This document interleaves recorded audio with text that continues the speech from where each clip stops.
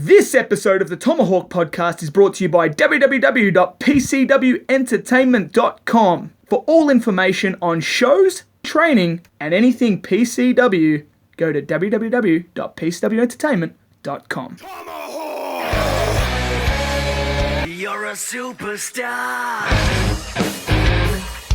This is Trikki, and welcome to the second episode of the Tomahawk podcast. They say don't go around saying the world owes you a living. The world owes you absolutely nothing. It was here first. But guess what? The world has now brought you the Tomahawk podcast, and today's guest is Andrew Titan. So without further ado, let's get straight to that interview. Along with me here is Andrew Titan. We've just finished off Slam 130, and in a shock upset, Troy Alexander was successful over Cass Stone, who actually had on the podcast last week. Joining me right now is Andrew Titan, and Andrew Titan, you had a bit of success of your own at PCW Fight Night. I did. At Fight Night, took on the then champion Cass Stone, pinned him 1, 2, 3, middle of the ring, became your new PCW Slam champion. You did, and man, it's actually really cool to have you on the podcast, the second guest. I mean, obviously, two guests in a row have had Slam champions. We've had Cass Stone at number 1, and obviously Andrew Titan now, the current PCW Slam champion. It's amazing what happens in 2 weeks. Obviously, the Tomahawk podcast is a fortnightly show. And you're an interesting guy. I mean, you are a genuine American. You were born in California, and I'd love to know a little bit more about sort of like where you've come from. I was born in Van Nuys, California, which is in the San Fernando Valley. Famous wrestler to come from there, not really a wrestler, Ricardo Rodriguez was actually born in Van Nuys. Just down the road from that in Northridge, California is Cameron. Oh, Cameron. From the Funkadactyls. Not really a good wrestler, but anyway. I was born in Van Nuys, California, moved down to San Diego, a.k.a. 619, thanks to Rey Mysterio. Yep. Lived there for the first 4 years of my life. When I was about 4 and a half, moved back to the San Fernando Valley. Grew up in West Hills, went to high school there for the first couple years of high school, then moved out here. Awesome, man. And what really drew you to professional wrestling? Have you watched it your whole life, or is it something that, you know, when you came to Australia, you heard about PCW and you thought, hey, I'll just give it a go? Where did it all start for you? Professional wrestling, it's actually a pretty cool story. I was 5 years old. My aunt, Lena, and my aunt, Donna, actually went to high school with a girl, and that girl turned out to become Hulk Hogan's wife, now ex-wife, Linda.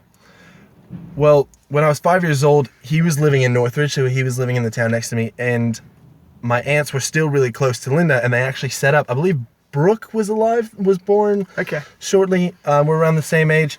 So he actually set up on their day off to meet myself and a couple of my cousins at a Chuck E. Cheese. And Linda was there with Brooke, and then Hulk Hogan actually showed up on a motorbike. We met Hulk Hogan. He gave me and my cousins some of those tearaway shirts. And then about a year or so later, I was in Blockbuster with my dad, and I was looking in the sports section because I was a big soccer player, and I was actually looking at for a Pele video to study some Pele, just really getting into soccer. And I was looking, and my dad saw the cover of WrestleMania 3, and he goes, "You actually met that guy." Point to Hulk Hogan, and I was like, wow, can I get it? And he goes, okay, yeah, you can get another one. Something about the cover of Royal Rumble 1991, I had to get it, went home, watched Royal Rumble 91, fell in love, watched WrestleMania 3, and I think it was that moment when I actually watched Ricky Steamboat versus Randy Savage. I was like, man, I have to do this. And I fell in love with it forever, moved out here, never really heard of it, and then all of a sudden, PCW, I just saw it actually on Facebook somehow. I don't even know. It was one of those sites you might like. Yeah. So I looked at it. I was like, man, what? So before you were even a fan of professional wrestling, or you really even knew what it was, you had actually met Hulk Hogan. Yes, I told him that actually when there was the signing at, was it Knox? It was Knox. Yeah, that's correct. I told him, I was like, I met you when I was 5 years old, Chuck E. Cheese, Northridge. And his response was a little less PG. And he was saying, oh, that's crazy, brother. I lived on Devonshire. And I'm like, well, that's only like 5-6 blocks away from me. That's not very far. He goes, no way. That's cool, man. Keep it going. Man, it was really cool when Hulk was out here as well, because everyone who, myself included, who met Hulk Hogan, it took a real story away from it. So before you even knew about professional wrestling, you already had a story of Hulk Hogan. And you mentioned the 1991 Royal Rumble, and myself, it's actually funny, we've got a little bit of a link here, is I had that one on VHS, and I would watch it over and over and over again. And I remember Bret Hart was like the first entrant. He was. And they didn't really have music or anything like that then when they would enter. Only first two entrants had music. Everyone else came out to stunned silence. And Bret Hart, actually, it's funny that I share this with you. Bret Hart was the guy, when I first watched it, I think he was the first person I actually really cheered for. Really wanted him to win, and he got thrown out, and I was devastated. I was 6 years old. Just devastated. Yep. I remember Bret walking down, pulling up his elbow pad, and then heading down for the ring. But that's really cool that, you got to meet Hulk Hogan before you'd even sort of, knew what professional wrestling was. And it was actually Hulk Hogan that drew you towards the product, especially when your dad pointed it out. Who would you say Hulk Hogan is your favorite wrestler, or who did you sort of lean towards when you were first watching professional wrestling? Such a hard question. Well, when I first started watching professional wrestling, I think you would have to say Hulk Hogan actually, I guess, technically drew me to it, having the fact that my dad pointed that out. But again, like I said, Bret Hart was just, there was something about this guy. Yeah. And I think he was still in the Hart Foundation. I think they were the tag team champions. So he wasn't even a singles wrestler. Something about him I really liked. I liked my favorite wrestler. When we talk about wrestling, I think if we talk ground or just all around wrestling technicians, it would have to be Bret Hart, definitely. Yeah. I remember my dad even used to say to me, he's like, now, I don't know a lot about professional wrestling, but when I watch it and I see that tag team, the Hart Foundation, that Bret Hart, he's going to be good one day. Keep your eye on him. And I tell you what, my dad got it right. And there was always something about Bret Hart. People, if you look at it over time, they'd say, he may not have been the greatest mic sport or whatever, this or that, but he had something about him that was completely undeniable. And I feel like unless you grew up in that era, you don't actually know what it felt like to be a Bret Hart fan unless you actually grew up in that era, because he was incredible. He was insane. The only thing is people bag about him is the lack of personality. So I'd say my favorite wrestler personality would have to be Ric Flair. I mean, just has to be. Oh, that's a big one. Has to be Ric Flair. He's the man. Well, you've really got two interesting characters there. If you look at Bret Hart and you look at Ric Flair, you've got the leader of the Hart Foundation and the leader of the Four Horsemen. So I will put this question towards you. Who would you take? Would you take the Four Horsemen or the Hart Foundation? Are we talking just both in their prime? We're talking Survivor Series stuff? In their prime. Well, let's do it like this. Let's start off. We've got a 10-man tag. Yes. Who would you take in the 10-man tag, and how would it go down? Okay. Well, they're both sneaky. It's that's really hard. I see it coming. I see Bulldog blindsiding someone, and Bret being typical Bret, doing a small package. Yeah. Small package. I would have to say he'd probably small package Tully. He'd small package Tully. Yep. So you'd have what would you have on one side? You have Brian Pillman, you'd have Owen Hart, you have Jim the Anvil Neidhart, Bulldog and Bret Hart, and then on the other side you'd have Ric Flair, Tully Blanchard, Arn Anderson, Barry. I'd say Barry Windham. Even Ric Flair said Four Horsemen. And surely Paul Roma. Paul Roma would be in there as well. Oh, he's clearly great. Ric Flair wishes he was Paul Roma. Cass Stone, if you were going to be a professional wrestler, how would you go about it? Where would you start? It's funny you say that, because I am. And where did I start? The PCW Academy. You're telling me there's a school out there that offers 4 nights of training? Not just that, but opportunities to be on weekly shows. That's unbelievable. Opportunities to be on weekly shows, 4 nights of training. It almost sounds too good to be true. Surely some top talent have come out of this school. Buddy Murphy, Emma. WWE quality talent. What about Triple A's Australian Suicide, Ryan Rollins? He started at the PCW Academy. Well, that's enough said for me. I'm signing up. I'm going to go to www.pcwentertainment.com/training. And that, Trikki, is set in stone. Now, when you came out to Australia, what actually brought you here to Australia? Pretty interesting. My mom got remarried when I was 16. Oh, wow. To an Australian, a guy from down on the peninsula, Mount Eliza. So I was about 16 and a half, I think, when that happened. I was still in high school. My sisters were a bit older, so they were kind of off on their own. One was in college, one was just living with friends. So I did have the option, actually. I could stay and live with my grandparents. I could stay and live with one of my sisters. Or I could move to Australia. And something about just starting over seemed really cool. And you see all these movies, and you see Australia in these movies and TV shows, and you see beach everywhere, kangaroos everywhere, girls with blonde hair, blue eyes. I was like, I don't know what's going on, but I need to go that place. Seems pretty cool. And Crocodile Hunter, may he rest in peace. That was the selling point, was Steve Irwin. Steve Irwin did it again. So you came out here and it was a new beginning. Now I understand you've got a bit of a gridiron history. You're into American football. And then where did you play in Melbourne? In Melbourne, actually, it's funny. I played in high school in the States. Yep. I went to Crespi Carmelite. Shout out to the Celts. Moved out here. Didn't really know that there was teams and things sort of happening. Found out when I was about 18, 19 that there was teams, and I found out there was one down where I live called the Southern Seahawks. I was like, oh, that's really cool. Okay. Tried calling. Nothing happened. Turned out the team went bust. So that wasn't really good. So kind of gave up on it. I was like, whatever. I was about 21, and I found there was an ad actually when I was watching the Super Bowl on Channel 1 HD. Do you want to play Victorian football? I was like, deal. Okay. Looked up which team to play. There's down to two teams closeness, Berwick and Monash. Played for the Monash Warriors, who have now won 3 straight Vic Bowls. Oh, wow, that's huge. I believe they've won 10 out of the last 13. And how big's the competition in Melbourne? Because I'm sure a lot of the listeners here wouldn't actually be too familiar with the gridiron scene in Melbourne. But it's actually quite big. There's teams, there's Melbourne Royals, Croydon Rangers, Monash Warriors, Berwick Miners, the Northern Raiders, the Western Crusaders down in Footscray. There are Bendigo team, Ballarat team, Gippsland team, Pakenham team. So it really varies sort of throughout Victoria as well, not just... It is. It's all about Victoria. And there's in Queensland, New South Wales, South Australia have a team. They actually get together and decide who is the best state.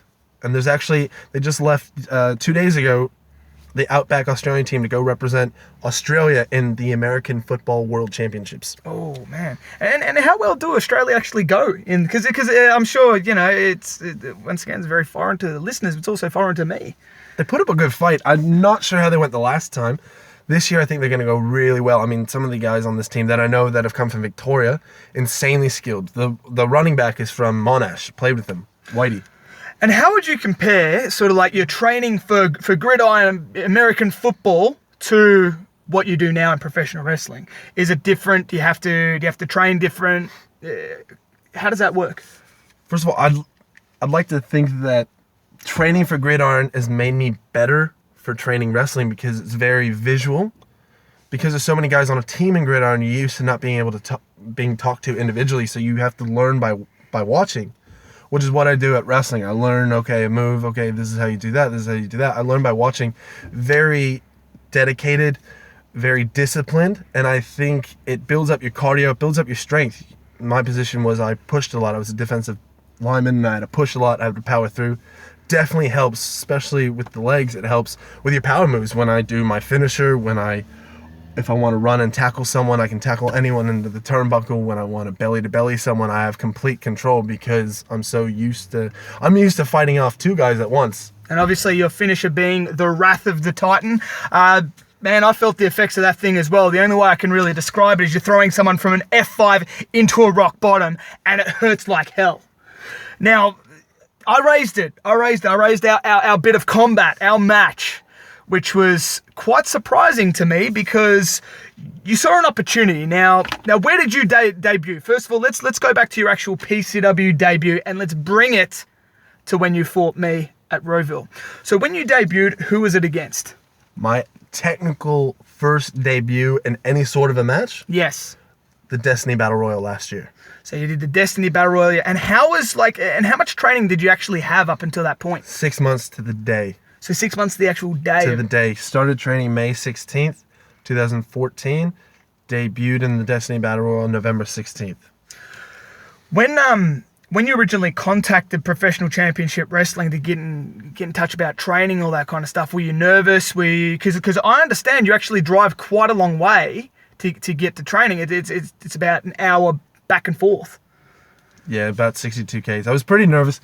It's something I've always wanted to do, and I think that's one regret in my life that I actually do have. Probably the only regret is that I waited until I was about 26 years old to try.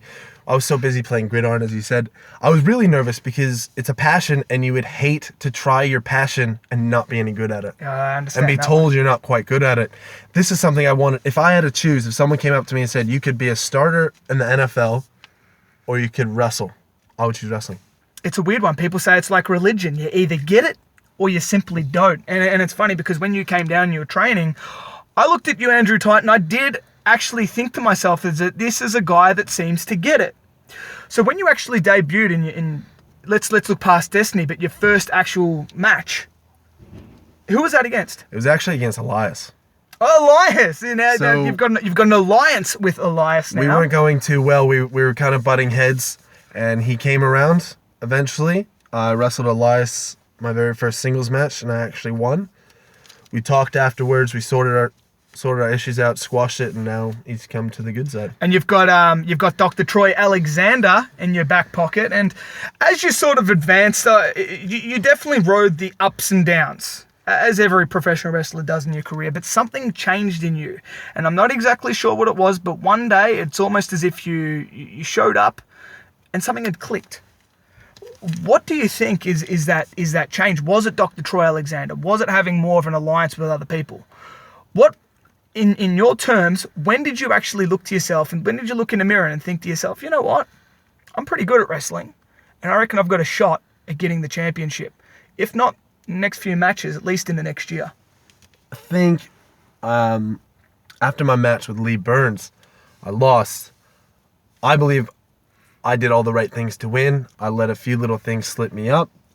That was a few months ago. I went to the back, got changed, got home, looked at myself in the mirror and thought, you're better than this. You're good at what you do. You're better than what you just did.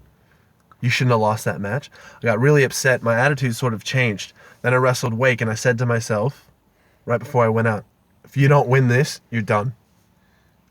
And then I vowed to myself, every match that I have is my new biggest match in my career.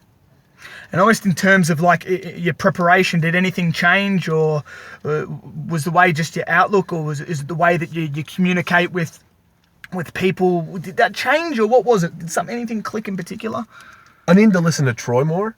Yeah, that's a huge one, because Troy was watching from the outside. He knows me better than I know myself. He knows when I should attack. He knows when I should pull back. And Troy sat me down before that Wake fight, and he said, I need to see more aggression. Aggression is what he really, really honed in on me. And that's what I've been trying to do. I've just been trying to be more aggressive and go after my goal, which was that Slam title. Hey Trikki, a storm is brewing. a storm is brewing. Yeah, at PCW Revenge, Saturday, July the 11th. That would be at the Polish Club, 1325 Stud Road, Rowville. Adults 20, Children 15. family only 55. And this is a very interesting show because it features the fallout of Chris Trance after getting hit in the head with a 2x4 by Anthony Dangerfield. I saw the video on YouTube. I saw Trance backstage. That eye looked painful. Painful, just like Chris Trance's acting skills. The Lifetime member, the Enforcer, he's a former tag team champion. He's coming up against the current tag team champion, the Supremacy's own Nash Archer. Nash Archer had some harsh words for Enforcer at PCW Slam 130. Let's see if he can back it up. He may be seen as an old dog, the Enforcer, but I bet you any money he has some new tricks up his sleeve. Speaking of tricks, this next one involves you, Trikki. Tag team tables match. Daniel Swagger, Trikki versus the Nightmare Chris Trio and Mark Cage. It is the Toucher class versus the Supremacy in a tables match. Now, Cass Stone, the national champion and state champion, Cage and Trio, they think they are nightmare opponents for the Touch of Class. But I'll tell you something, we're going to put them on Dream Street. This all happens live at PCW Revenge Saturday, July the 11th. For more details, pcwentertainment.com. When you defeated Anthony Dangerfield in a 2x4 in a pole match, you used Anthony Dangerfield's 2x4 against him. You won. The next week, you were presented with an opportunity. And that opportunity was to face Trikki, the human weapon. Now, at this point in time, I didn't know about it. But what Rowville show was this? This was last Rowville show. This is Rowville Roulette. Rowville Roulette. And what happens on Rowville Roulette is... You have no idea. Unpredictable. So I was put in a hot seat because here I am. I don't know my opponent. Turns out to be Andrew Titan. You enter, and you're also in a hot seat because they roll the dice. They roll the Rowville Roulette dice, and it lands on a number. And that number could be anything from a dress match to a hardcore match to what we landed on was a trash cans are legal match. I've seen you for a long time at PCW Slam, and the moment you walked out, my head did drop, and I thought to myself, holy crap, if only the rest of the audience knew what the superpower Andrew Titan is made of like I do, this ain't going to be an easy night. And it wasn't. Man, you know, the first thing I want to say is Joel White, that referee, he's useless. Joel, if you're listening, you're useless. because now this is a trash cans are legal match, and you're laughing right now. Here I am. I look right at the referee and I say, "So, are you going to get the trash cans or am I?"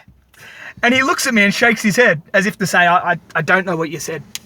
So I look back at Joel and I said, "Joel, can you go get the trash cans if it makes it that much easier?" And he says to me, "No." And I'm like, okay, where are the trash cans? So when I beat the crap out of Andrew Titan, I know where to get them. I don't know. I'm like, oh, okay, cool. So here we are. I'm wrestling someone who I wasn't expecting to wrestle. We get a trash can match. We don't know where the trash cans are. And then we start going toe-to-toe. What's your view of this? Pretty much the exact same thing. I go out there. I found out the day before that I was wrestling you. Didn't really have a chance to prepare. Didn't really have a mindset. I have three things on my mind. I'm making my Rowville debut. I'm making my Rowville debut at Roulette. And I'm wrestling the former 3-time state champion and the longest reigning national champion in PCW history. That's no easy task, even if I have the upper hand knowing I'm wrestling you. Then it actually landed on 0. We had to spin again. That's right, we did. I'm flattered you said that, by the way. I'm flattered that you said that. Dear God, please do not give me something bad. I didn't want kitchen sink match. I did not want kitchen sink match. I was actually, truth be told, I was hoping we got the Royal Rumble match. I was hoping I could just hit you, throw you over, be done in 2 minutes. And so that would be a nightmare for me because you're heavy as hell. And then we find out we get the trash can match. I wasn't that fazed by it. I said the exact same thing. The ref comes, checks to make sure I don't have any contraband on me. I look at him. I said, where are the trash cans? I don't know. Great. Fantastic. I wasn't going to start the match by running around risking a 10 count trying to find a trash can. My hope was I need to beat this guy up and go find a trash can. Unfortunately, you got there first. I did get there first. I put the trash can over your head and I smashed you as hard as I could, hoping your eardrums would burst. And, look, my plan was going pretty good. And the long story short of it, it doesn't matter how it goes down. On that particular night, you were the better man. You got the win. And, man, what you've accomplished since is huge. Castone on the 18th of July. What are your plans? Funny you say that. I plan on being in action at PCW Slam 131. PCW Slam 131 takes place at the Hallam Performing Arts Centre. And if you get in my way, you might even get tomahawked. Throw a tomahawk my way. I'll duck under, hit a mozzie bite, 1, 2, 3. No, Cass, this is not how it went down. I hit you with a spinning heel kick, I climbed to the top rope, and Tom Philippe pushed me off the top rope. See, that's what you don't understand. I was going to hit you with a tomahawk, and you were going to go down 1, 2, 3. It was all part of the plan. You were going to climb up, you were going to throw a tomahawk, I was going to duck under. You weren't going to duck? I was going to duck. You weren't going to duck because Tom Philippe came out and he pushed me off the top. No, he wasn't. If he was never there, you would have thrown it, I would have ducked, come around, mozzie bite, 1, 2, 3. Mozzie bite doesn't beat me. Yes, it would. No, it doesn't. Anyway, PCW Slam 131. PCWentertainment.com for more details. 1 week later, I started the Tomahawk podcast. We had Castone on, and Castone was confident he was going to defeat you. You went to fight night, and you went on to defeat Castone for the PCW Slam Championship. You won your first ever championship. How did that moment feel? Felt undescribable. It's something you dream of as a little kid. I used to all the time. I actually bought one of those little kid versions of the belts, and I used to practice. Oh, if I ever won a belt, how would I hold it? How would I hold it? Oh, yeah. How would I hold it? And how would I pose with it? And how would I do that? And you always dream and dream and dream. And then I think when it finally happened, I didn't really know what to do. I just grabbed the belt, looked at it, and thought, holy crap, I've actually won a title. I'm the man. I am the man at Slam. I am the man at Slam. And I looked at that title and I looked at Cass and I just thought, I just beat the best Slam had to offer. Yeah, Now man. I'm the best Slam has to offer. And I understand that feeling, and you know what, there's a part of me that really envies you for it, because I want that feeling back again. I want that championship feeling back again. So, man, I'd have to say, considering it, how long have you actually been going now? It's been roughly 12 to 18 months? Yes, around that. And you've already picked up a championship, man. That is absolutely huge. Let's just take it in a fun angle. If you were going to jump in your car, we've just finished PCW Slam 130. You're going to jump in your car, you're driving home. What do you listen to? What do I listen to? Yeah, what song do you listen to right now? Probably my entrance song. No, I would listen to... Sorry, Mr. Slam Champion. Oh, we've got Troy Alexander here coming in. I'm just doing some duties. You're very welcome, my champion. Thank you very much. Good match tonight. Yes, thank you. Troy Alexander picking up a win over Castone, and obviously jumping into the sound booth here. No respect at all from the man, but that's okay. That's okay, because he did me a solid tonight. The song I listened to on the way home is probably, I would have to say, Rise Again by Woven War. Don't know what it is, I just love that song. Awesome, man. You know what my one would be? It's Gonna Be Me by NSYNC. No, It's wow. Gonna Be Me. Wow, 1997. Yeah. Hey, you know it's the year. I don't know why I know that year. Oh, doesn't seem what I do. Never seems enough for you. I'm sorry. Andrew Titan, you've been an absolutely awesome guest here on the Tomahawk podcast. Second guest, PCW Slam champion. I hope definitely not to face you in the ring anytime soon, but if I do, I'll definitely be swinging for the fences, so make sure your head stays on. I will definitely try and keep my head on and avoid a tomahawk. Oh, a tomahawk, a headbutt, a bite, a kick. It's coming at you. Everything. Anytime, anywhere. Anytime, anywhere. Tomahawk! Andrew Titan, absolute pleasure. Thank you very much. We're shaking hands. We did shake hands. It's done. The moment's gone. All done. Superpower. Andrew Titan. Titan. Tomahawk. Thanks, guys. Bye.